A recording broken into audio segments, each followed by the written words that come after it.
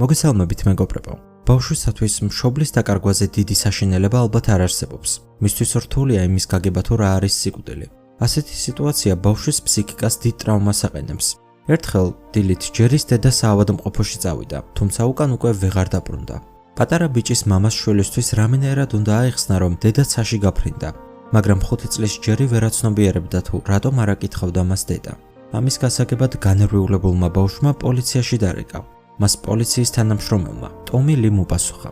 მან თავიდან ჩათვალა, რომ ეს ერთი უბრალო უკბილო ხუმრობა იყო, მაგრამ როდესაც მიხვდა, რომ პატარა ბავშვს ესაუბრებოდა, დიდი მოთმინებით და ყურადღებით დაიწყო მისი მოსმენა. ჯერიმ პოლიციელს ყველაფერი უამბო. უთხრა, რომ დედა ახლა უკვე ცაშია და სახლში აღარ ბრუნდება. ის ამას ძალიან განიცდის. საუბრისას პოლიციელი ძალიან დაითრგუნა. ის თავადაც მამა გახლდათ, ამიტომ კარგად ესმოდა თუ როგორ განიცდიდა ბავშვი. ამიტომ მას ისეთი რჩევა მისცა, რომ ამის წარმოქმნას კი გაგიჭერდებათ.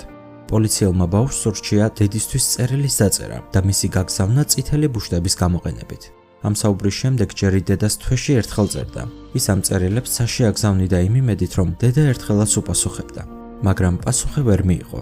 ამიტომ რაღაც დროის შემდეგ ისევ დარეკა პოლიციაში.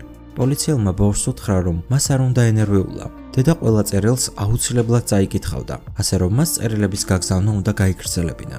ბავშვმა არ იცოდა, რომ ტომი ლის ბავშვისთვის იმედის დასაბრუნებლად საკუთარი გეგმა ჰქონდა. რამდენიმე დღის შემდეგ ჯერის სახლთან პოლიციის კორტეჟი მივიდა. თითოეულ თანამშრომელს ხელში წითელი ბუშტები ეკავა. ტომი ლიმ ჯერის უთხრა, რომ დედამ მისი ყველა წერილი წაიკითხა და მან წერილების გაგზავნა არ უნდა შეწყვიტოს. იმისათვის, რომ ბავშვს ეს ყველაფერი დაეჯერებინა, პოლიციაში პატარა გამოძიება ჩაატარეს. ისინი დაუკავშირდნენ ბავშვის მამას და მასწავლებლებს. ნახეს ბავშვის სურათები და ყველაფერი გააკეთეს იმისთვის, რომ ჯერი უკეთ გაეცნოთ. ამ ინფორმაციაზე დაყრდნობით, ტომი ლიმ ჯერისთვის დედამისის სახელით წერილების მიწერა დაიწყო, სადაც საუბრობდა იმაზე, თუ როგორ უყვარს შვილი და როგორი ამაყია მისი მიღწევებით სკოლაში. მაგრამ პოლიციელი მხოლოდ ამით არ შემოიფარგლა. მან ბავშვს პატარა მოტოციკლეტით უყიდა და ყველაფერი გააკეთა იმისთვის, რომ ბავშვისთვის დაეჯერებინა, რომ დედა ყოველთვის მის გვერდით იყო. ამით დღევანდელი ვიდეო დასასრულს მივუახლოვდა. არ დაგავიწყდეთ არხის გამოწერა და ვიდეოს მოწონება. მე კი მომავალ შეხვედრამდე დაგემშვიდობებით. დროებით.